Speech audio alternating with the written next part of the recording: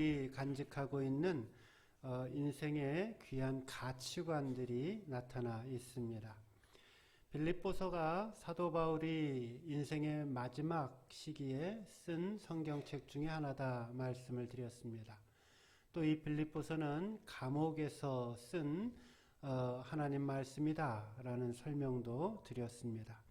그렇기 때문에 오늘 이 사도 바울의 자신의 가치관, 자신의 인생관에 관한 고백들은 오늘 저와 여러분에게 매우 살아있는 말씀으로 생동감 있게 다가옵니다. 오늘 본문 말씀을 중심으로 사도 바울이 가지고 있는 세 가지 인생관에 대하여 상고하고자 합니다. 바울의 세 가지 인생관. 첫째, 부끄럽지 아니하는 삶을 살자입니다. 한번 따라해 보세요. 부끄럽지 아니한 삶을 살자. 네. 바울이 가지고 있는 첫 번째 삶의 인생관은 무엇이냐?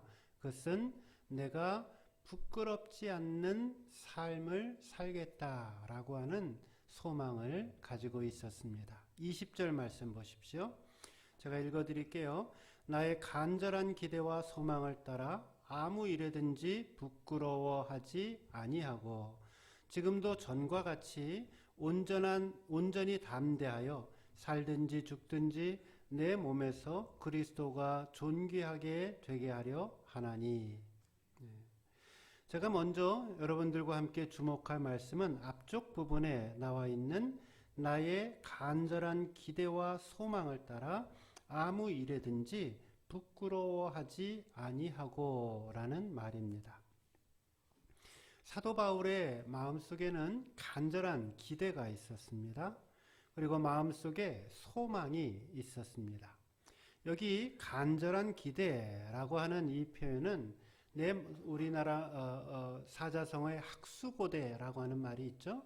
그런 것처럼 내 마음속에서 일어나고 있는 아주 강력한 열망을 나타냅니다. 마치 목이 마른 사슴이 시냇가를 찾아서 이곳저곳을 미친 듯이 달려가고 헤매듯이 사도 바울은 그 마음속 깊은 곳에서부터 용솟음치는 간절한 기대와 소망이 있었습니다. 사도 바울의 간절한 기대, 사도 바울의 간절한 소망은 무엇입니까? 그것은 내가 아무 일에든지 부끄러워하지 않는, 부끄러움이 없는 그런 삶을 살기를 소망한다라고 고백합니다. 저는 이것이 참 중요하다라고 생각을 합니다. 내 인생이 다른 사람들 보기에 부끄럽지 않아야 합니다. 또 내 인생이 나 스스로 돌아볼 때에 스스로에게 부끄럽지 않는 인생이 되어야 합니다. 또 내 인생이 하나님 앞에 하나님의 편에서 보게 될 때 하나님께서 평가하실 때 부끄럽지 않는, 하나님 앞에서 부끄럽지 않는 인생을 살아야 합니다. 이것이 사도 바울이 가지고 있는 간절한 기대와 소망이었습니다. 어떻게 부끄럽지 않은 삶을 살 수 있겠는가? 코람데오의 정신으로 살 때에 부끄럽지 않는 삶을 살 수가 있습니다. 코람데오, 오래전에 나눈 말씀이에요. 산상수훈 설교할 때 제가 사랑동산교회를 새로 시작하고 처음 나눈 산상수훈 말씀 나눌 때에 설명드린 말씀인데 물론 기억을 잘 못하시겠죠. 코람, 무엇 앞에서 라는 뜻이고 데오라고 하는 말은 하나님이라는 뜻입니다. 그러니까 코람데오라고 하는 이 말을 직역하면 하나님 앞에서 라는 뜻입니다. 그러니까 우리가 어떻게 부끄럽지 않은 인생을 살 수 있겠는가? 매 순간 하나님 앞에 서 있다라는 심정을 가지고 내 삶이 매 순간순간마다 하나님이 보고 계시다라는 믿음을 가지고 그렇게 내 삶을 살 때에 우리는 부끄럽지 않는 삶을 살 수가 있다라는 말씀입니다. 즉, 이 코람데오의 정신은 모든 일을 할 때 하나님 앞에 서 있다라고 하는 이 정신으로 살아가는 것을 말합니다. 말을 할 때에도 하나님이 지금 보고 계시다라는 정신으로 살아가는 것입니다. 어떤 행동을 할 때에도 하나님이 지금 나의 그 행동을 보고 계시다라는 정신으로 살아가는 것입니다. 내가 머릿속에 어떤 생각들을 할 때에도 하나님이 보고 계시다라고 하는 그러한 믿음을 가지고 하루하루를 살아가는 것입니다. 그럴 때 우리는 부끄럽지 않는 삶을 살 수가 있습니다. 예수님이 십자가 달리시기 전 얼마 전에 성전에 오르셨습니다. 그리고 며칠 동안 올라가셨는데 그 중에 하루는 연복궤 앞에 성전에 오는 사람들이 헌금하는 그 연복궤 앞에 앉으셨습니다. 그리고 사람들이 연보하고 있는 것을 보고 계셨습니다. 그냥 우연히 지나가시다가 사람들이 연보하는 것을 보신 것이 아닙니다. 사람들이 어떻게 하나님 앞에 연보를 하고 있는지를 보려고 뚫어지게 그 자리에 앉아서 사람들을 관찰하고 계셨습니다. 그러니까 예수님은 지금 사람들이 어떻게 하나님의 성전에 들어와서 하나님 앞에 예배드리고 연보할 때, 헌금할 때 어떤 자세로 드리는지를 하나님은 주목하여 보고 계셨다라는 것이죠. 그때 한 과부가 2렙돈을 헌금합니다. 아주 적은 돈입니다. 항아리 바구니 속에 그 금속 쇠붙이에 그 2렙돈이 짤그랑하고 떨어집니다. 예수님은 이 여인이 헌금한 모습을 보면서 그 여인을 향해 하나님께 가장 값진 선물을 드렸다라고 칭찬합니다. 그러면서 이유를 설명하시죠. 이 과부 여인은 자신의 그 없는 중에도 자신이 가진 전부를 하나님 앞에 드렸기 때문에 칭찬하는 것이다 라고 말씀합니다. 이처럼 하나님께서는 우리의 작은 행동 하나하나까지 하나님은 관찰하시고 보고 계시다라는 사실을 기억해야 합니다. 이것을 잊어버리지 않고 살아가는 그 정신, 그것이 코람데오, 하나님 앞에서라고 하는 믿음의 정신입니다. 때로 우리는 나 자신을 잘 치장해서 다른 사람들을 속일 수 있습니다. 그리고 때로는 자기 자신의 감정과 마음까지도 스스로 속이며 살아갈 수도 있습니다. 그런데 하나님은 결코 속일 수 없습니다. 그러기에 우리의 삶은 사람들 앞에서뿐만이 아니라 하나님 앞에서도 부끄럽지 않는 삶이 되어야 합니다. 많은 사람들이 요즘 기독교를 싫어합니다. 기독교가 싫다라고 하는 것은 하나님이 싫다거나 예수님이 싫다고 하는 사람들은 별로 없습니다. 물론 가끔 있어요. 옛날에는 조금 더 많았고, 요즘은 하나님이 싫다거나 예수님이 싫다거나 라고 말하는 사람은 별로 없습니다. 그런데 기독교는 싫다라고 이야기를 합니다. 이때 기독교가 싫다라고 이야기하는 것은 그 교회의 구성원인 목회자와 목사와 성도들이 싫다라는 뜻을 가지고 있습니다. 도대체 저와 여러분들의 삶이 무엇이 문제이길래 세상 사람들로부터 배척을 당하고 무시를 당하고 길거리에 버리워진 소금처럼 짓밟힌 채 살아가고 있는가? 우리는 질문해야 합니다. 가장 큰 이유는 우리의 생활이 바르지 않기 때문입니다. 교회 안에서는 그럴듯하게 우리가 차려입고 앉아서 하나님의 거룩하게 하나님 앞에 예배를 드리는 것처럼 보이지만은 우리의 삶이 세상 속에 나아가 사람들에게 선한 영향력을 주고 사람들을 감동시킬 만한 삶의 질을 우리가 가지고 있지 못하기 때문입니다. 많은 그리스도인들이 세상 사람들이 가지고 있는 윤리의식보다도 더 낮은 수준으로 살아갑니다. 어떤 사람들은 말합니다. 목사님, 기독교가 무슨 윤리적인 종교입니까? 기독교는 윤리적이거나 도덕적인 종교와 도덕적인 것과 다른 것이 아닙니까? 이야기를 합니다. 맞는 말이죠. 그런데 문제는 기독교가 윤리적인 종교가 아니다, 혹은 도덕적인 종교가 아니다 라고 하는 이 말은 윤리와 도덕을 뛰어넘어서 우리가 그들보다 더 높고 더 고귀한 신분으로서 우리의 삶을 살아갈 것을 말하고 있는 것이지, 결코 우리의 삶이 세상 사람들이 살아가는 윤리나 도덕보다도 낮은 위치로 살아가도 된다라는 것을 말하지 않는다라는 것이죠. 그러므로 온전한 그리스도인이라고 한다면 상식 이하의 행동을 하시면 안 됩니다. 세상 사람들보다 더 정직하고 더 성실하고 더 바르게 인생을 살아야 합니다. 바울의 간절한 소원은 부끄럽지 않는 삶이었습니다. 한번 생각해 보세요. 여러분, 언제 보통 부끄러워하죠? 아유, 이쁘세요. 이렇게 칭찬을 들었을 때도 부끄러워합니다.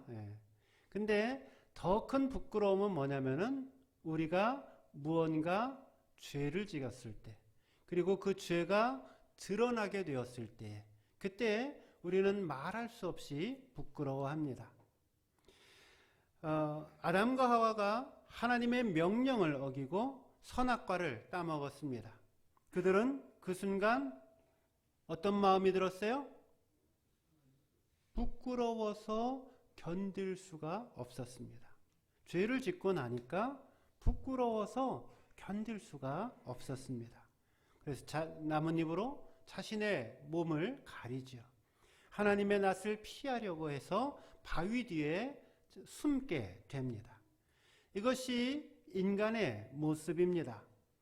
떳떳하다가도 죄만 짓게 되어지면 고개를 숙이고 사람을 피하게 되어 있습니다. 그러기에 우리는 부끄럽지 않는 인생을 살기 위해서는 이 죄에 대하여 민감한 자세를 가지고 살아가야 합니다. 죄의 유혹에 대해서 깨어있어 민감하게 대처해야 합니다. 정신을 차리지 아니하면 누구라도 넘어갈 수 있는 것이 죄의 유혹입니다. 예수님도 유혹한 그 사단이 저와 여러분 하나쯤 유혹하고 죄의 종노릇하게끔 살게끔 만드는 것이 얼마나 그렇게 큰 일이겠습니까? 그것은 정말 세상 말로 식은 죽 먹기가 아니겠습니까? 잠깐 문을 열어준 것 같은데 어느새 죄가 우리의 몸 안으로 들어와서 또 아래를 틀고 주인 행세하면서 죄의 종노릇하고 있는 우리 자신을 발견할 때들이 얼마나 많이 있습니까? 그러기에 조그마한 죄의 유혹에도 민감해야 합니다. 몸부림치면서 스스로를 지키면서 하나님 앞에 선한 모습으로 나아가려고 노력해야 합니다. 나의 생각, 나의 말, 나의 행위를 보고 계시는 그 하나님의 임재를 늘 기억하며 매 순간 조심스럽게 살아가야 합니다. 바라기는 오늘 저와 여러분의 신앙이 코람되어 하나님 앞에서의 신앙으로 무장하여서 죄를 미워하고 죄를 거부하고 진실하여 정직한 그리스도인의 삶을 살아가시기를 주님의 이름으로 축원드립니다. 두 번째로 사도 바울의 두 번째 인생관은 그리스도가 존귀히 여기는 삶을 살라입니다.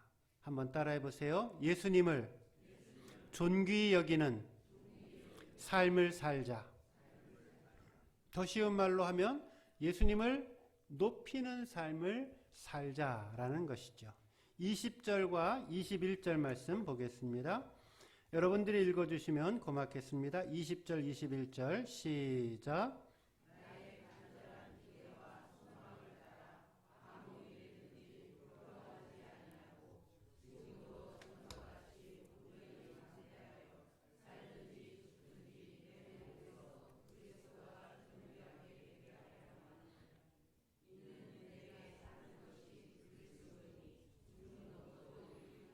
네, 이제 주목할 말씀은 20절 하반절과 21절 말씀인데요. 여기 보면은 사도 바울이 지금도 전과 같이 온전히 담대하여 살든지 죽든지 내 몸에서 그리스도가 존귀하게 되려 하려 하나니 이는 내가 사는 것이 그리스도니 죽는 것도 유익함이라 라고 이야기를 합니다. 이 말씀은 많은 믿음의 선구자들에게 큰 은혜가 되었고 도전이 되었습니다. 주기철 목사님도 이 말씀을 붙잡고 내가 사는 것도 주님의 영광을 위한 것이고 죽는 것도 주님의 영광을 위한 것이니 내가 일본의 우상 숭배 앞에서 일본의 압제 앞에서 내가 굴복하지 아니하고 내가 죽으면 죽으리라 라는 심정으로 나아갔던 그 말씀입니다. 오늘 사도 바울에게는 담대함이 있었습니다. 자신의 생명도 두려워하지 아니하는 담대함이었습니다. 그는 고백합니다. 내가 지금 살고 있는 것도 예수님을 위한 것이요, 예수님 때문이요.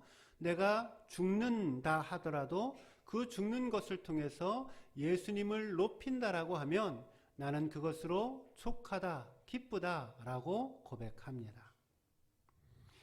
여러분, 언제 가장 삶이 두려우십니까? 나에게 어떤 예상하지 못한 삶의 어려움들이 닥칠 때 우리는 두려움을 느낍니다. 또 때로는 우리가 질병이나 혹은 죽음의 위협 속에서 생명의 위협을 느끼게 되어질 때 우리는 두려움을 느낍니다.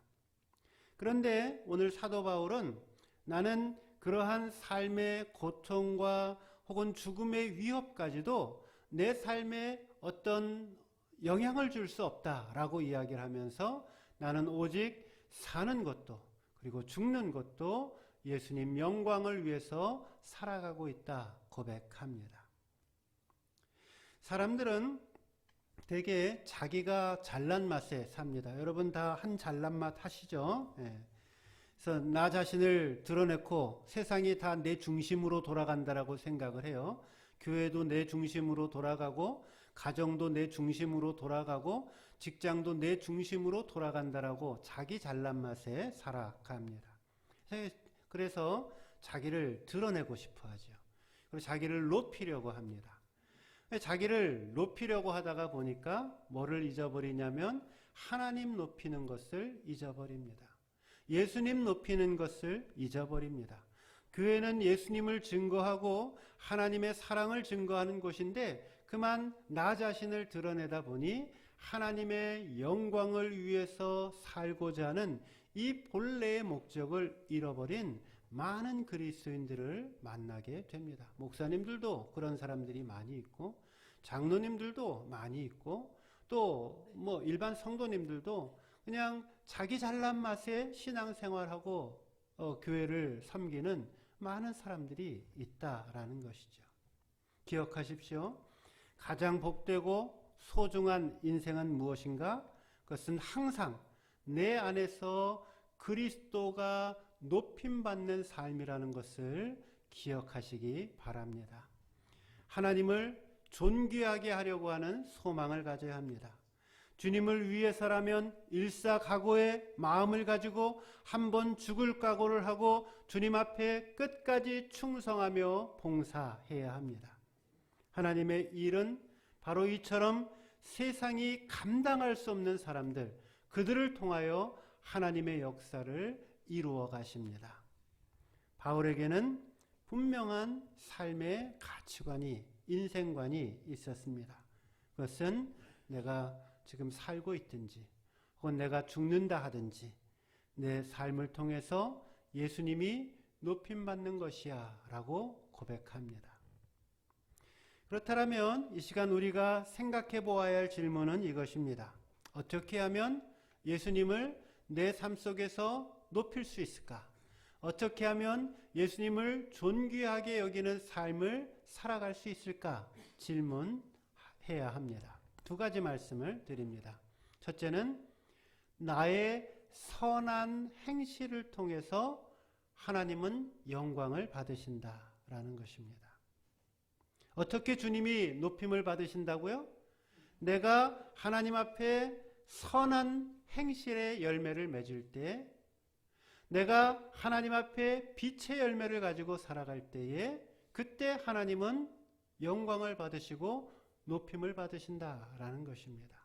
내가 세상에 나아가서 내가 나의 삶의 자리에서 선한 행실의 열매를 맺게 되어질 때에 그때 우리 하나님은 영광을 받으신다라는 것입니다.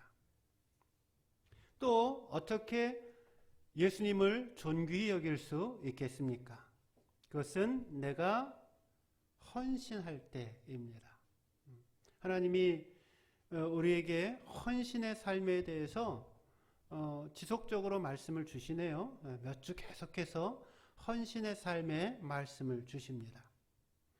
하나님은 저와 여러분, 우리 모든 믿는 자들을 향해서 헌신의 삶을 살 것을 요구하십니다. 하나님은 내가 아니더라도 하나님의 뜻과 하나님의 일을 얼마든지 이루어 가실 수 있는 분이십니다. 여러분이 아니어도 하나님은 하나님의 일들을 이루어 가십니다. 여러분이 아니어도 사랑동산교회는 하나님의 뜻 가운데 세워질 것입니다.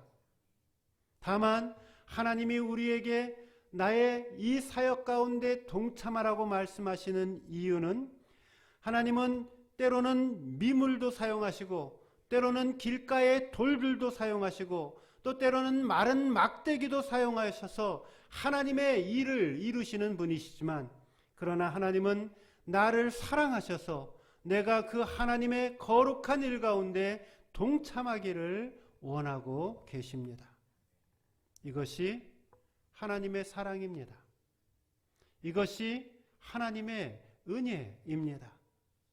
하나님은 먼저 믿은 저와 여러분들에게 천사도 흠모할 만한 일을 맡기셨습니다. 세상의 모든 민족이 구원을 얻기까지 쉬지 않으시는 그 하나님께서 저와 여러분들을 먼저 사용하시려고 먼저 저희들을 부르셨습니다. 그 하나님의 사랑에 우리가 충성스럽게 순종하면 주님은 높아지게 되어지는 것이고 주님은 영광을 받게 되는 것입니다. 주님을 높이는 것, 그것은 하나님의 일에 순종하는 것이고 복음 전파에 순종하는 것이고 세계 선교에 순종하며 하나님의 복음을 땅끝까지 증거하는 이 사명 감당하는 것입니다. 바라기는 사도 바울의 아름다운 신앙 고백을 본받아서 살든지 죽든지 그리스도의 영광을 위하여 살아가는 저와 여러분들 되시기를 주님의 이름으로 축원드립니다. 마지막 세 번째입니다. 이웃에 기쁨을 주는 삶이 되라입니다. 사도 바울의 세 번째 인생관은 이웃에 기쁨을 주는 삶이 되라입니다. 따라해 보세요. 이웃에 기쁨을 주는 삶을 살자. 네. 23절과 24절 우리 한 목소리로 같이 읽겠습니다. 23절 24절 시작. 내가 그 두 사이에 끼었으니 차라리 세상을 떠나서 그리스도와 함께 있는 것이 훨씬 더 좋은 일이라. 그렇게 하고 싶으나 내가 육신으로 있는 것이 너희를 위하여 더 유익하리라. 네. 여기 두 사이에 끼어 있다라고 하는 이 말은 사도 바울이 삶과 죽음 사이에 놓여 있다라는 말입니다. 그리고 그 뒤에 나오는 차라리 세상을 떠나서라고 하는 말은 죽음을 뜻하는 것이고 육신으로 있다라고 하는 이 말은 생명을 이 땅에서 보존하는 것을 말합니다. 그러니까 사도 바울의 이야기는 뭐냐면은 내가 지금 죽어서 주님과 함께 있는 것을 나는 오히려 내 마음속 깊은 곳에서 바라고 있다. 그런데도 내가 이 땅에서 살고 내가 이 땅에서 생명을 유지하는 것은 그것은 내가 하나님이 맡겨신 너희들을 위해서 하나님이 맡겨신 그 영혼들을 위해서 살고 섬기기 위해서 내가 이 땅에서의 생명을 보존한다라고 고백을 합니다. 여기 24절 후반절에 있는 말을 한번 보세요. 너희를 위하여 라고 하는 이 표현에 주목해 보십시오. 내가 오늘 죽지 않고 생명을 부지하면서 살고 있는 이유는 무엇 때문에? 너희를 위하여 라고 고백하는 것입니다. 내가 이 땅에서 살아가야 할 삶의 이유가 있다라면 당신들을 위하여 나는 지금 사는 것이다 라고 고백하는 것입니다. 너희를 위하여 유익한 삶을 살겠다. 이것이 얼마나 귀하고 복되고 아름다운 믿음의 고백입니까? 세상 많은 사람들은 타인을 위해서 살기보다는 자기 자신을 위해서 살고자 합니다. 다른 사람들이 나를 위해서 존재하고 있다라는 그 의식을 갖고 있는 사람들은 언제든지 다른 사람들을 이용하려고 합니다. 그리고 자신에게 이익이 되어지는 것을 챙기려고 합니다. 그런데 나는 당신들을 위해서 존재한다 라고 고백하는 사람들은 그들은 다른 사람들에게 기쁨을 주고 다른 사람들에게 행복을 주고 다른 사람들에게 유익을 주기 위해서 인생을 살아갑니다. 베이커라고 하는 철학자가 있습니다. 유명한 사람인데요. 이 사람이 이런 말을 했습니다. 여러분들도 아시는 말씀입니다. 잘 들어보시면 이 세상에 이 말은 제가 언제 들은 말이냐면은 제가 중학교 2학년 때 한 교회에 갔는데 친구 쫓아서 교회에 갔는데 그 교회에 안병욱 교수라고 당시 동양 어느 대학의 교수였습니다. 철학과 교수였는데 이분이 강연을 했고 그날 강연의 내용은 키에르케고르에 관한 강연이었습니다. 실존주의 철학자고 저는 잘 알고 있는 사람인데 그 사람은 저를 잘 모르고 근데 그때 그 강연을 하면서 이 베이컨 철학자의 이야기를 했습니다. 이 베이컨이라고 하는 철학자는 대륙의 관련론과 영국의 경험론이 두 개의 양대 산맥인데 이 영국의 경험론의 대표 선두주자입니다. 근데 이 사람이 여러분들도 하고 있는 아주 귀한 말을 했습니다. 아주 이 박식하고 머리 똑똑한 사람이 쉬운 말을 하면 그것이 더 파급력이 있어서 많은 사람들이 인용을 합니다. 이 사람이 이렇게 말을 해요. 이 세상에는 세 부류의 사람이 있다. 첫째는 있어서는 안 될 사람이 있고, 둘째는 있으나 마나한 사람이 있고, 셋째는 꼭 필요한 사람이 있다. 어디서 들어보신 것 같죠? 그리고 이 세 부류의 사람을 곤충에 비유합니다. 있어서 안 될 사람은 거미와 같은 인생이고, 있으나 마나한 인생은 개미와 같은 인생이고, 꼭 필요한 인생은 꿀벌과 같은 인생이다 라고 이야기를 합니다. 거미 같은 인생은 어떤 인생이에요? 제가 벌레를 무척 싫어합니다. 무서워합니다. 거미 아주 질색을 하는데 어디 숲을 거닐다가 거미가 거미줄을 이렇게 하고 그것이 제 몸에 붙으면은 옷을 벗어야 될 정도로 무서워합니다. 거미가 하는 일은 뭐예요? 웹을 쳐놓고 거미줄을 쳐놓고 그리고는 온갖 벌레와 무슨 곤충들이 거미줄에 잡히면은 잡아먹는, 그러니까 모든 세상의 모든 것들을 자기중심적으로 살아가는 그러한 전형적인 사람의 모습입니다. 개미 같은 인생이 있습니다. 개미는 장점이 있죠. 어떤 장점이 있어요? 매우 부지런합니다. 그래서 여름에도 겨울 양식을 예비합니다. 협동심이 또 강해서 큰 먹이도 함께 움직여서 먹을 수도 끌고 가기도 합니다. 개미에는 근데 한 가지 치명적인 약점이 있습니다. 뭐예요?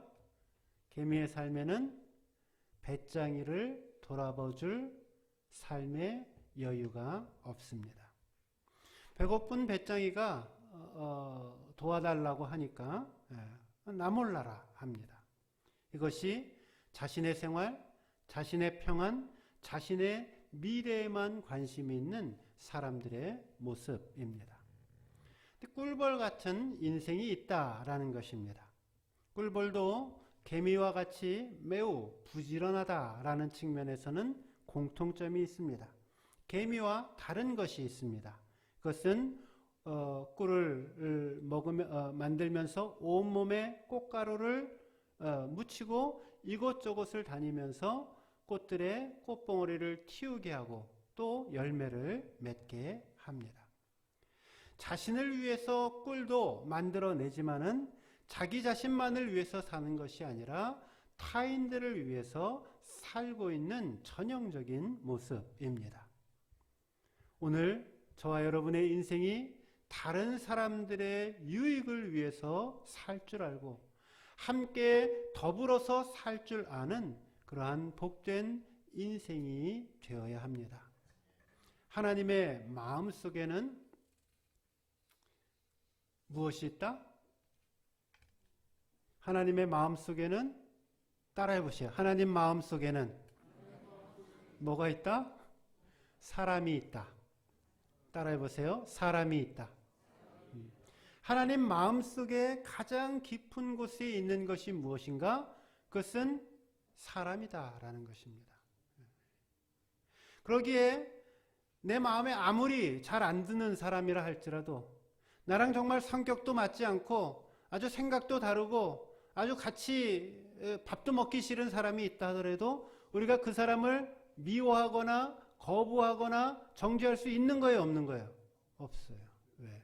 하나님 마음속에 있는 것이 그 사람이기 때문입니다.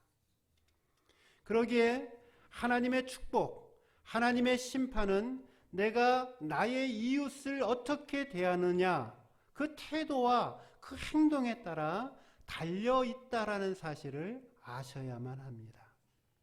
하나님의 마음속에 있는 그 사람들을 내 마음대로 자꾸 건드리고 좌지우지하고 정죄하고 미워하고 노하고 저주할 때 그때 하나님은 그러한 우리들의 모습을 보면서 너는 살인자다라고 선언을 하십니다. 그리고 내가 너의 그 태도와 너의 그 마음을 반드시 심판할 것이다, 물을 것이다 라고 말씀합니다. 사람들 가운데는 디딤돌 인생도 있고 거침돌 인생도 있습니다. 여러분은 디딤돌 인생이십니까? 아니면은 거침돌 인생이십니까? 다른 사람들의 인생에 디딤돌이 되어지고 있습니까? 아니면은 걸림돌의 인생으로 살아가십니까? 지난 주간에 귀한 방문을 받았어요. 수년 전에 공부를 가르치던 한 제자가, 한국인 제자가 제가 공부하던 대학에 한 수년 전에 입학을 했고, 그리고 인사차 이제 방문을 하였습니다. 선물을 들고, 그리고 목사님을 통해서 참 제가 삶의 길을, 지혜를 얻었다라고 하면서 귀한 고백을 또 감사의 표현을 그렇게 했습니다. 디딤돌 인생인 것이죠. 다른 사람들의 인생에 나를 만나고 있는 주변 사람들에게 그 물을 건너갈 수 있는 디딤돌의 인생으로 살아갈 수 있어야 합니다. 오늘 주님께서 저와 여러분들에게 주신 말씀은 무엇입니까? 하나님과 사람들 앞에서 또 자신 앞에서 부끄럽지 않는 삶을 살라 말씀하십니다. 참되고 바른 행실을 통하여서 하나님께 드리는 즐거운 헌신의 삶을 통하여서 예수님을 높이는 삶을 살아야 한다 말씀하십니다. 그리고 하나님의 그 가장 깊은 그 뛰는 심장 속에 있는 사람들을 섬기며 사랑하며 살라라고 우리에게 말씀하십니다. 기도하겠습니다.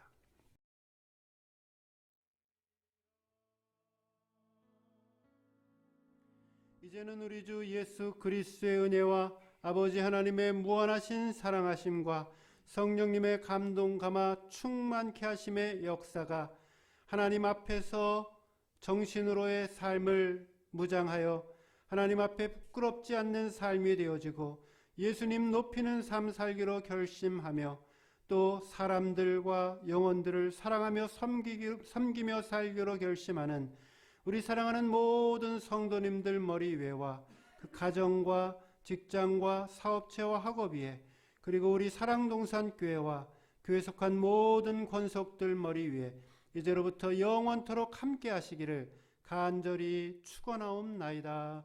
아멘.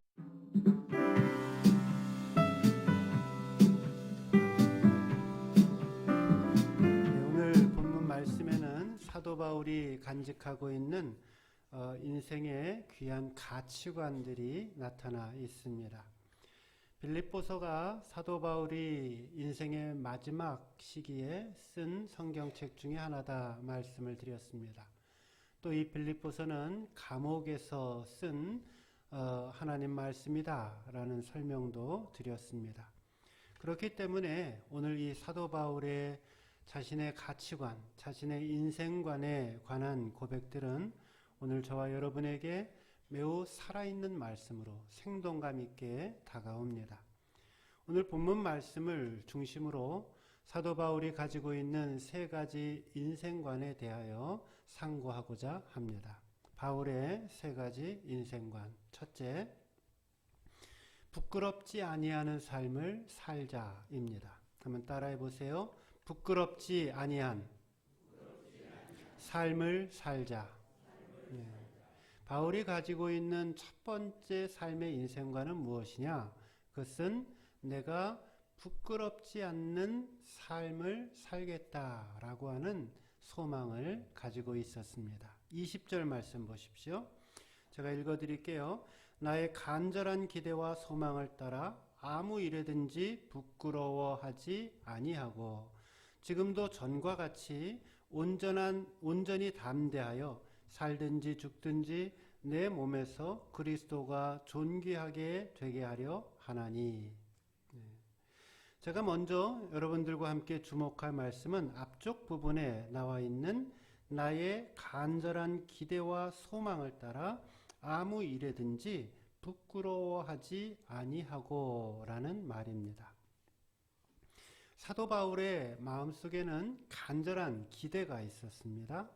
그리고 마음속에 소망이 있었습니다. 여기 간절한 기대라고 하는 이 표현은 우리나라 사자성어의 학수고대라고 하는 말이 있죠. 그런 것처럼 내 마음속에서 일어나고 있는 아주 강력한 열망을 나타냅니다. 마치 목이 마른 사슴이 시냇가를 찾아서 이곳저곳을 미친 듯이 달려가고 헤매듯이 사도 바울은 그 마음속 깊은 곳에서부터 용솟음치는 간절한 기대와 소망이 있었습니다. 사도 바울의 간절한 기대, 사도 바울의 간절한 소망은 무엇입니까? 그것은 내가 아무 일에든지 부끄러워하지 않는, 부끄러움이 없는 그런 삶을 살기를 소망한다라고 고백합니다. 저는 이것이 참 중요하다라고 생각을 합니다. 내 인생이 다른 사람들 보기에 부끄럽지 않아야 합니다. 또 내 인생이 나 스스로 돌아볼 때에 스스로에게 부끄럽지 않는 인생이 되어야 합니다. 또 내 인생이 하나님 앞에 하나님의 편에서 보게 될 때 하나님께서 평가하실 때 부끄럽지 않는, 하나님 앞에서 부끄럽지 않는 인생을 살아야 합니다. 이것이 사도 바울이 가지고 있는 간절한 기대와 소망이었습니다. 어떻게 부끄럽지 않은 삶을 살 수 있겠는가? 코람데오의 정신으로 살 때에 부끄럽지 않는 삶을 살 수가 있습니다. 코람데오, 오래전에 나눈 말씀이에요. 산상수훈 설교할 때 제가 사랑동산교회를 새로 시작하고 처음 나눈 산상수훈 말씀 나눌 때에 설명드린 말씀인데 물론 기억을 잘 못하시겠죠. 코람, 무엇 앞에서라는 뜻이고 데오라고 하는 말은 하나님이라는 뜻입니다. 그러니까 코람데오라고 하는 이 말을 직역하면 하나님 앞에서라는 뜻입니다. 그러니까 우리가 어떻게 부끄럽지 않은 인생을 살 수 있겠는가? 매 순간 하나님 앞에 서 있다라는 심정을 가지고 내 삶이 매 순간순간마다 하나님이 보고 계시다라는 믿음을 가지고 그렇게 내 삶을 살 때에 우리는 부끄럽지 않는 삶을 살 수가 있다라는 말씀입니다. 즉, 이 코람데오의 정신은 모든 일을 할 때 하나님 앞에 서 있다라고 하는 이 정신으로 살아가는 것을 말합니다. 말을 할 때에도 하나님이 지금 보고 계시다라는 정신으로 살아가는 것입니다. 어떤 행동을 할 때에도 하나님이 지금 나의 그 행동을 보고 계시다라는 정신으로 살아가는 것입니다. 내가 머릿속에 어떤 생각들을 할 때에도 하나님이 보고 계시다라고 하는 그러한 믿음을 가지고 하루하루를 살아가는 것입니다. 그럴 때 우리는 부끄럽지 않는 삶을 살 수가 있습니다. 예수님이 십자가 달리시기 전 얼마 전에 성전에 오르셨습니다. 그리고 며칠 동안 올라가셨는데 그 중에 하루는 연복궤 앞에 성전에 오는 사람들이 헌금하는 그 연복궤 앞에 앉으셨습니다. 그리고 사람들이 연보하고 있는 것을 보고 계셨습니다. 그냥 우연히 지나가시다가 사람들이 연보하는 것을 보신 것이 아닙니다. 사람들이 어떻게 하나님 앞에 연보를 하고 있는지를 보려고 뚫어지게 그 자리에 앉아서 사람들을 관찰하고 계셨습니다. 그러니까 예수님은 지금 사람들이 어떻게 하나님의 성전에 들어와서 하나님 앞에 예배드리고 연보할 때, 헌금할 때 어떤 자세로 드리는지를 하나님은 주목하여 보고 계셨다라는 것이죠. 그때 한 과부가 2렙돈을 헌금합니다. 아주 적은 돈입니다. 항아리 바구니 속에 그 금속 쇠붙이에 그 2렙돈이 짤그랑하고 떨어집니다. 예수님은 이 여인이 헌금한 모습을 보면서 그 여인을 향해 하나님께 가장 값진 선물을 드렸다라고 칭찬합니다. 그러면서 이유를 설명하시죠. 이 과부 여인은 자신의 그 없는 중에도 자신이 가진 전부를 하나님 앞에 드렸기 때문에 칭찬하는 것이다 라고 말씀합니다. 이처럼 하나님께서는 우리의 작은 행동 하나하나까지 하나님은 관찰하시고 보고 계시다라는 사실을 기억해야 합니다. 이것을 잊어버리지 않고 살아가는 그 정신, 그것이 코람데오, 하나님 앞에서라고 하는 믿음의 정신입니다. 때로 우리는 나 자신을 잘 치장해서 다른 사람들을 속일 수 있습니다. 그리고 때로는 자기 자신의 감정과 마음까지도 스스로 속이며 살아갈 수도 있습니다. 그런데 하나님은 결코 속일 수 없습니다. 그러기에 우리의 삶은 사람들 앞에서뿐만이 아니라 하나님 앞에서도 부끄럽지 않는 삶이 되어야 합니다.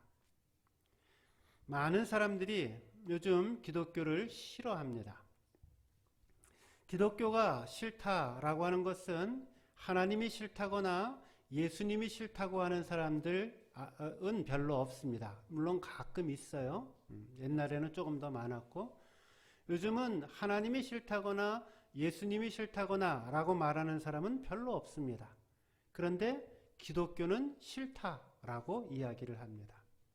이때 기독교가 싫다라고 이야기하는 것은 그 교회의 구성원인 목회자와 목사와 성도들이 싫다라는 뜻을 가지고 있습니다. 도대체 저와 여러분들의 삶이 무엇이 문제이길래 세상 사람들로부터 배척을 당하고 무시를 당하고 길거리에 버리워진 소금처럼 짓밟힌 채 살아가고 있는가? 우리는 질문해야 합니다. 가장 큰 이유는 우리의 생활이 바르지 않기 때문입니다.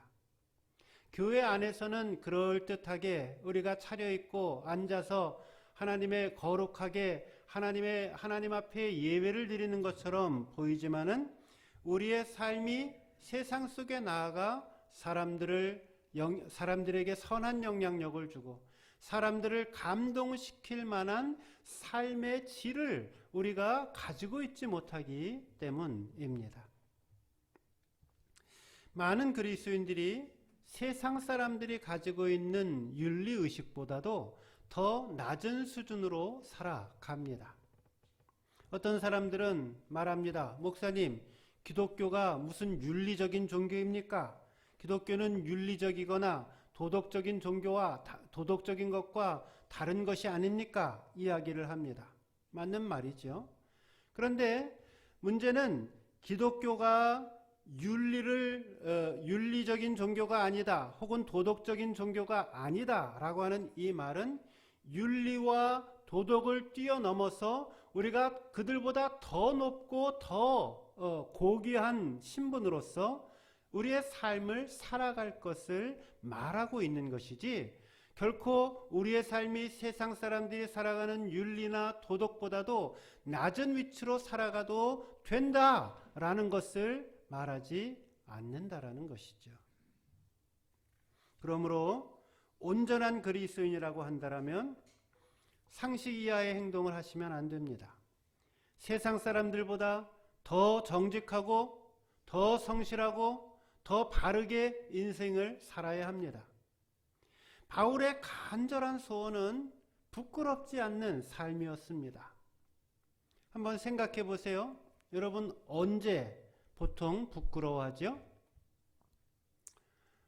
아유, 이쁘세요. 이렇게 칭찬을 들었을 때도 부끄러워합니다. 근데 더 큰 부끄러움은 뭐냐면은 우리가 무언가 죄를 지었을 때, 그리고 그 죄가 드러나게 되었을 때, 그때 우리는 말할 수 없이 부끄러워합니다. 아담과 하와가 하나님의 명령을 어기고 선악과를 따먹었습니다. 그들은 그 순간 어떤 마음이 들었어요? 부끄러워서 견딜 수가 없었습니다. 죄를 짓고 나니까 부끄러워서 견딜 수가 없었습니다. 그래서 나뭇잎으로 자신의 몸을 가리죠. 하나님의 낯을 피하려고 해서 바위 뒤에 숨게 됩니다. 이것이 인간의 모습입니다. 떳떳하다가도 죄만 짓게 되어지면 고개를 숙이고 사람을 피하게 되어 있습니다. 그러기에 우리는 부끄럽지 않는 인생을 살기 위해서는 이 죄에 대하여 민감한 자세를 가지고 살아가야 합니다. 죄의 유혹에 대해서 깨어있어 민감하게 대처해야 합니다. 정신을 차리지 아니하면 누구라도 넘어갈 수 있는 것이 죄의 유혹입니다.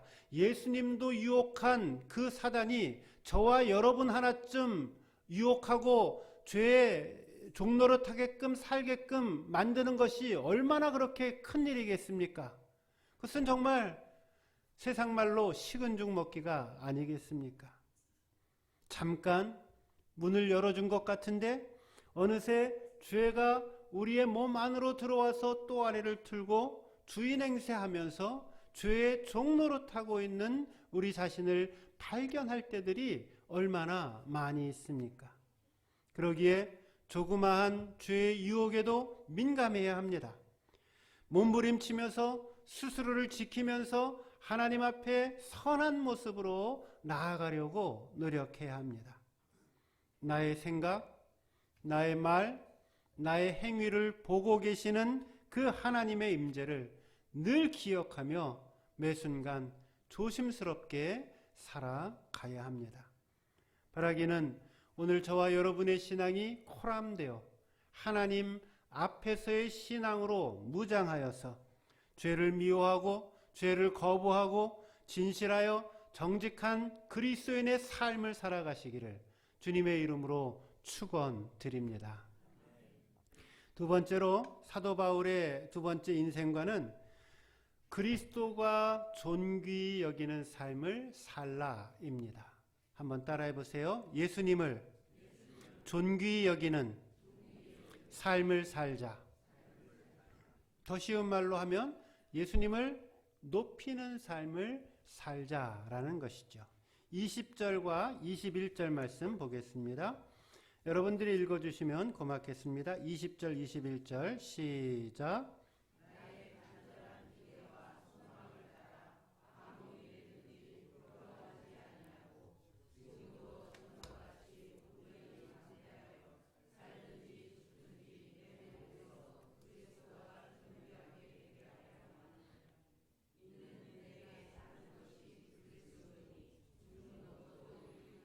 네, 이제 주목할 말씀은 20절 하반절과 21절 말씀인데요. 여기 보면은 사도 바울이 지금도 전과 같이 온전히 담대하여 살든지 죽든지 내 몸에서 그리스도가 존귀하게 되려 하려 하나니 이는 내가 사는 것이 그리스도니 죽는 것도 유익함이라 라고 이야기를 합니다.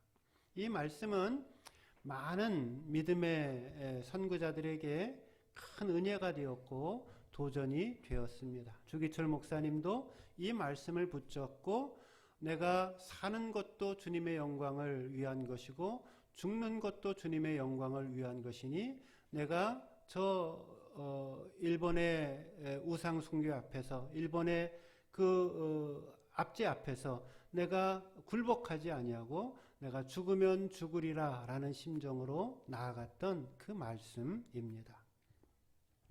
오늘 사도 바울에게는 담대함이 있었습니다. 자신의 생명도 두려워하지 아니하는 담대함이었습니다. 그는 고백합니다.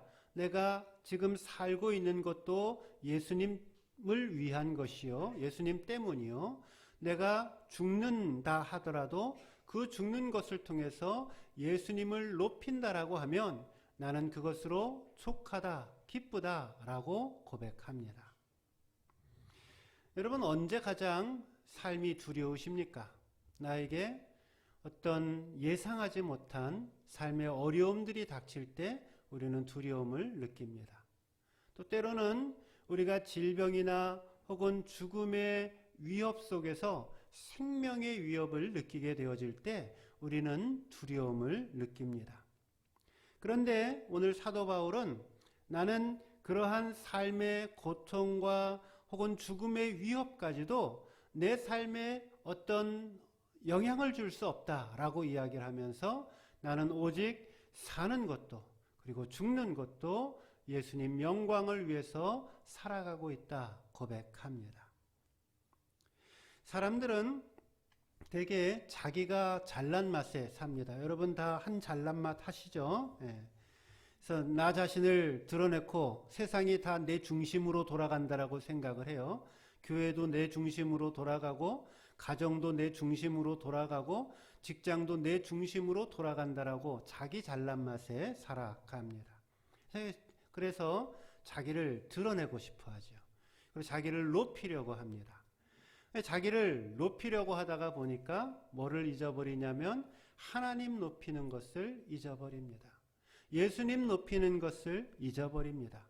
교회는 예수님을 증거하고 하나님의 사랑을 증거하는 곳인데 그만 나 자신을 드러내다 보니 하나님의 영광을 위해서 살고자 하는 이 본래의 목적을 잃어버린 많은 그리스도인들을 만나게 됩니다. 목사님들도 그런 사람들이 많이 있고 장로님들도 많이 있고 또 뭐 일반 성도님들도 그냥 자기 잘난 맛에 신앙생활하고 교회를 섬기는 많은 사람들이 있다라는 것이죠. 기억하십시오. 가장 복되고 소중한 인생은 무엇인가?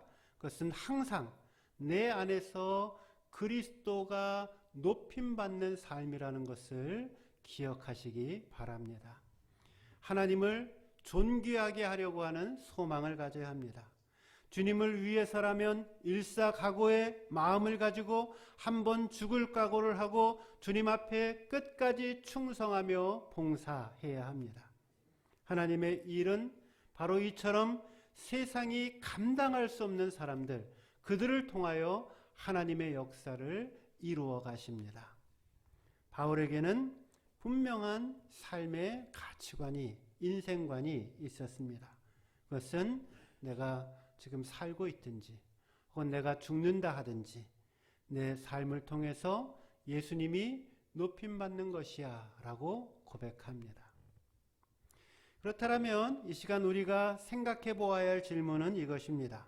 어떻게 하면 예수님을 내 삶 속에서 높일 수 있을까? 어떻게 하면 예수님을 존귀하게 여기는 삶을 살아갈 수 있을까? 질문해야 합니다. 두 가지 말씀을 드립니다.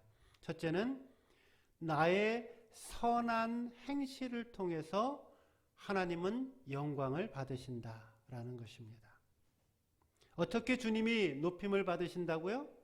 내가 하나님 앞에 선한 행실의 열매를 맺을 때, 내가 하나님 앞에 빛의 열매를 가지고 살아갈 때에 그때 하나님은 영광을 받으시고 높임을 받으신다라는 것입니다.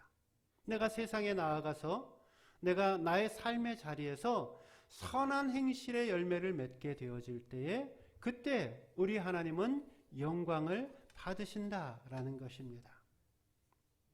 또 어떻게 예수님을 존귀히 여길 수 있겠습니까? 그것은 내가 헌신할 때입니다. 하나님이 우리에게 헌신의 삶에 대해서 지속적으로 말씀을 주시네요. 몇 주 계속해서 헌신의 삶의 말씀을 주십니다. 하나님은 저와 여러분, 우리 모든 믿는 자들을 향해서 헌신의 삶을 살 것을 요구하십니다. 하나님은 내가 아니더라도 하나님의 뜻과 하나님의 일을 얼마든지 이루어 가실 수 있는 분이십니다. 여러분이 아니어도 하나님은 하나님의 일들을 이루어 가십니다. 여러분이 아니어도 사랑동산교회는 하나님의 뜻 가운데 세워질 것입니다. 다만 하나님이 우리에게 나의 이 사역 가운데 동참하라고 말씀하시는 이유는 하나님은 때로는 미물도 사용하시고 때로는 길가의 돌들도 사용하시고 또 때로는 마른 막대기도 사용하셔서 하나님의 일을 이루시는 분이시지만 그러나 하나님은 나를 사랑하셔서 내가 그 하나님의 거룩한 일 가운데 동참하기를 원하고 계십니다. 이것이 하나님의 사랑입니다. 이것이 하나님의 은혜입니다. 하나님은 먼저 믿은 저와 여러분들에게 천사도 흠모할 만한 일을 맡기셨습니다. 세상의 모든 민족이 구원을 얻기까지 쉬지 않으시는 그 하나님께서 저와 여러분들을 먼저 사용하시려고 먼저 저희들을 부르셨습니다. 그 하나님의 사랑에 우리가 충성스럽게 순종하면 주님은 높아지게 되어지는 것이고 주님은 영광을 받게 되는 것입니다. 주님을 높이는 것, 그것은 하나님의 일에 순종하는 것이고 복음 전파에 순종하는 것이고 세계 선교에 순종하며 하나님의 복음을 땅끝까지 증거하는 이 사명 감당하는 것입니다. 바라기는 사도 바울의 아름다운 신앙 고백을 본받아서 살든지 죽든지 그리스도의 영광을 위하여 살아가는 저와 여러분들 되시기를 주님의 이름으로 축원드립니다. 마지막 세 번째입니다. 이웃에 기쁨을 주는 삶이 되라입니다. 사도 바울의 세 번째 인생관은 이웃에 기쁨을 주는 삶이 되라입니다. 따라해 보세요. 이웃에 기쁨을 주는 삶을 살자. 네. 23절과 24절 우리 한 목소리로 같이 읽겠습니다. 23절 24절 시작. 내가 그 두 사이에 끼었으니 차라리 세상을 떠나서 그리스도와 함께 있는 것이 훨씬 더 좋은 일이라. 그렇게 하고 싶으나 내가 육신으로 있는 것이 너희를 위하여 더 유익하리라. 네. 여기 두 사이에 끼어 있다라고 하는 이 말은 사도 바울이 삶과 죽음 사이에 놓여 있다라는 말입니다. 그리고 그 뒤에 나오는 차라리 세상을 떠나서라고 하는 말은 죽음을 뜻하는 것이고, 육신으로 있다라고 하는 이 말은 생명을 이 땅에서 보존하는 것을 말합니다. 그러니까 사도 바울의 이야기는 뭐냐면은 내가 지금 죽어서 주님과 함께 있는 것을 나는 오히려 내 마음속 깊은 곳에서 바라고 있다. 그런데도 내가 이 땅에서 살고 내가 이 땅에서 생명을 유지하는 것은, 그것은 내가 하나님이 맡겨신 너희들을 위해서, 하나님이 맡겨신 그 영혼들을 위해서 살고 섬기기 위해서 내가 이 땅에서의 생명을 보존한다라고 고백을 합니다. 여기 24절 후반절에 있는 말을 한번 보세요. 너희를 위하여 라고 하는 이 표현에 주목해 보십시오. 내가 오늘 죽지 않고 생명을 부지하면서 살고 있는 이유는 무엇 때문에? 너희를 위하여 라고 고백하는 것입니다. 내가 이 땅에서 살아가야 할 삶의 이유가 있다라면 당신들을 위하여 나는 지금 사는 것이다 라고 고백하는 것입니다. 너희를 위하여 유익한 삶을 살겠다. 이것이 얼마나 귀하고 복되고 아름다운 믿음의 고백입니까? 세상 많은 사람들은 타인을 위해서 살기보다는 자기 자신을 위해서 살고자 합니다. 다른 사람들이 나를 위해서 존재하고 있다라는 그 의식을 갖고 있는 사람들은 언제든지 다른 사람들을 이용하려고 합니다. 그리고 자신에게 이익이 되어지는 것을 챙기려고 합니다. 그런데 나는 당신들을 위해서 존재한다 라고 고백하는 사람들은, 그들은 다른 사람들에게 기쁨을 주고 다른 사람들에게 행복을 주고 다른 사람들에게 유익을 주기 위해서 인생을 살아갑니다. 베이커라고 하는 철학자가 있습니다. 유명한 사람인데요. 이 사람이 이런 말을 했습니다. 여러분들도 아시는 말씀입니다. 잘 들어보시면, 이 세상에, 이 말은 제가 언제 들은 말이냐면은 제가 중학교 2학년 때 한 교회에 갔는데, 친구 쫓아서 교회에 갔는데 그 교회에 안병욱 교수라고 당시 어느 대학의 교수였습니다. 철학과 교수였는데 이분이 강연을 했고, 그날 강연의 내용은 키에르케고르에 관한 강연이었습니다. 실존주의 철학자고 저는 잘 알고 있는 사람인데 그 사람은 저를 잘 모르고. 근데 그때 그 강연을 하면서 이 베이컨 철학자의 이야기를 했습니다. 이 베이컨이라고 하는 철학자는 대륙의 관련론과 영국의 경험론이 두 개의 양대 산맥인데, 이 영국의 경험론의 대표 선두주자입니다. 근데 이 사람이 여러분들도 하고 있는 아주 귀한 말을 했습니다. 아주 이 박식하고 머리 똑똑한 사람이 쉬운 말을 하면 그것이 더 파급력이 있어서 많은 사람들이 인용을 합니다. 이 사람이 이렇게 말을 해요. 이 세상에는 세 부류의 사람이 있다. 첫째는 있어서는 안 될 사람이 있고, 둘째는 있으나 마나한 사람이 있고, 셋째는 꼭 필요한 사람이 있다. 어디서 들어보신 것 같죠? 그리고 이 세 부류의 사람을 곤충에 비유합니다. 있어서 안 될 사람은 거미와 같은 인생이고 있으나 마나한 인생은 개미와 같은 인생이고 꼭 필요한 인생은 꿀벌과 같은 인생이다 라고 이야기를 합니다. 거미 같은 인생은 어떤 인생이에요? 제가 벌레를 무척 싫어합니다. 무서워합니다. 거미 아주 질색을 하는데 어디 숲을 거닐다가 거미가 거미줄을 이렇게 하고 그것이 제 몸에 붙으면은 옷을 벗어야 될 정도로 무서워합니다. 거미가 하는 일은 뭐예요? 웹을 쳐놓고 거미줄을 쳐놓고 그리고는 온갖 벌레와 무슨 곤충들이 거미줄에 잡히면은 잡아먹는, 그러니까 모든 세상의 모든 것들을 자기중심적으로 살아가는 그러한 전형적인 사람의 모습입니다. 개미 같은 인생이 있습니다. 개미는 장점이 있죠. 어떤 장점이 있어요? 매우 부지런합니다. 그래서 여름에도 겨울 양식을 예비합니다.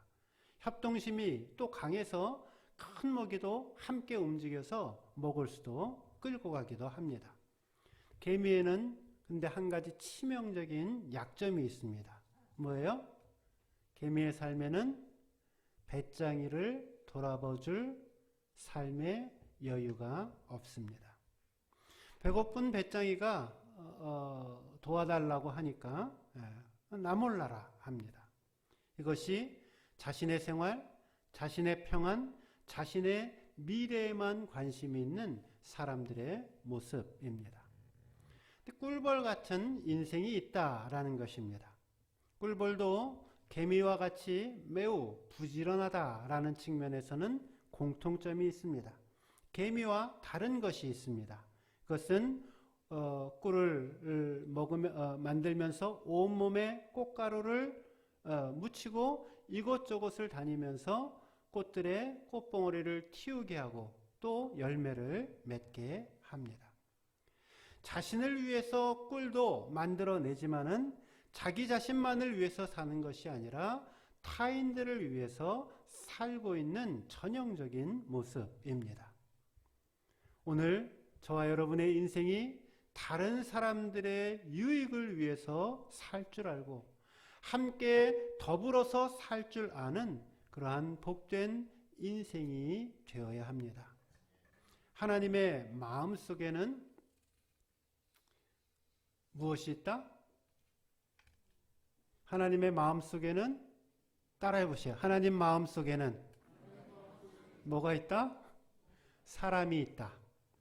따라해 보세요. 사람이 있다. 하나님 마음속에 가장 깊은 곳에 있는 것이 무엇인가? 그것은 사람이다라는 것입니다. 그러기에 내 마음에 아무리 잘 안 드는 사람이라 할지라도 나랑 정말 성격도 맞지 않고 아주 생각도 다르고 아주 같이 밥도 먹기 싫은 사람이 있다 하더라도 우리가 그 사람을 미워하거나 거부하거나 정죄할 수 있는 거예요, 없는 거예요? 없어요. 왜? 하나님 마음속에 있는 것이 그 사람이기 때문입니다. 그러기에 하나님의 축복, 하나님의 심판은 내가 나의 이웃을 어떻게 대하느냐, 그 태도와 그 행동에 따라 달려있다라는 사실을 아셔야만 합니다.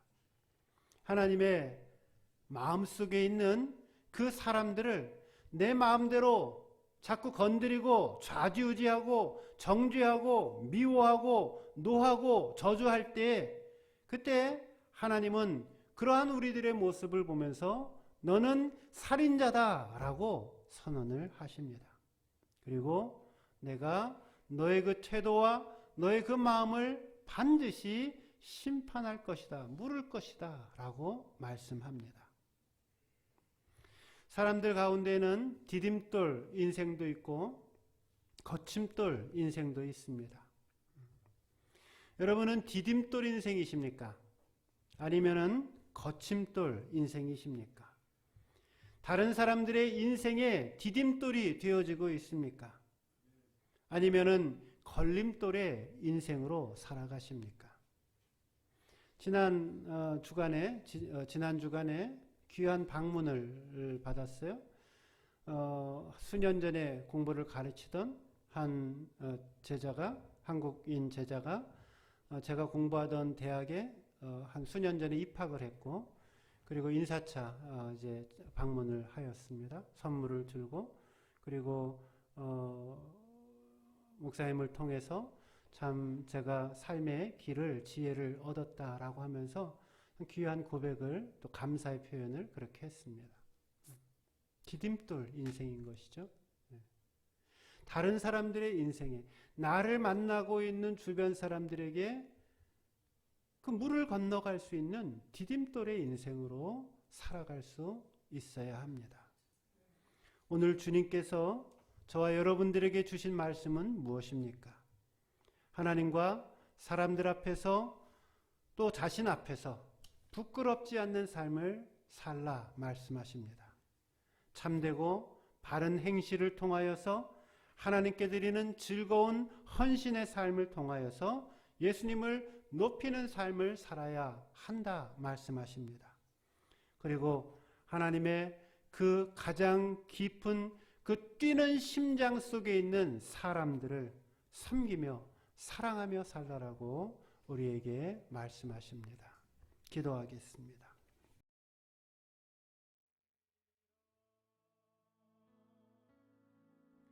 이제는 우리 주 예수 그리스도의 은혜와 아버지 하나님의 무한하신 사랑하심과 성령님의 감동 감화 충만케 하심의 역사가 하나님 앞에서 정신으로의 삶을 무장하여 하나님 앞에 부끄럽지 않는 삶이 되어지고 예수님 높이는 삶 살기로 결심하며 또 사람들과 영혼들을 사랑하며 섬기며 살기로 결심하는 우리 사랑하는 모든 성도님들 머리 위에와 그 가정과 직장과 사업체와 학업위에 그리고 우리 사랑동산교회와 교회 속한 모든 권속들 머리 위에 이제로부터 영원토록 함께 하시기를 간절히 축원하옵나이다. 아멘.